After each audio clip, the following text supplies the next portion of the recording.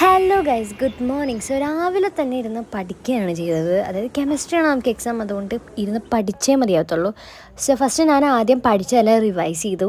അതിനുശേഷം ക്ലാസ് കാണാൻ ചെയ്തത്. അറിയാത്ത പോർഷൻസ് ചിലത് ക്ലാസ് കണ്ടു. സോ ഇന്നാണ് നമ്മുടെ കെമിസ്ട്രി എക്സാം. മോഡൽ എക്സാമിന് സിമ്പിളായത് കൊണ്ട് പബ്ലിക് എക്സാമിന് ടഫ് ആവണമെന്ന് നിർബന്ധമില്ല, എന്നാൽ ടഫ് ആവാൻ ചാൻസ് ഉണ്ട്. ഒന്നും പറഞ്ഞിട്ട് പക്ഷെ നമുക്ക് ചെയ്യാൻ പറ്റുന്നത് ഇപ്പോൾ ഓൾമോസ്റ്റ് എല്ലാം പഠിക്കുക എന്നതാണ്. സോ എല്ലാ ചാപ്റ്ററിലും നമ്മൾ എത്തിയൊന്ന് നോക്കിയിട്ടുണ്ട്. സോ ഇപ്പം റിവിഷൻ ടൈമാണ്. അങ്ങനെ കുറേ നേരം പഠിച്ചിട്ട് നേരെ പോയി ഫ്രഷായി. ആൻഡ് ദെൻ സ്കൂളിലെ യൂണിഫോം കിട്ടി എക്സാമിന് റെഡി ആയിട്ടിരിക്കുകയാണ്.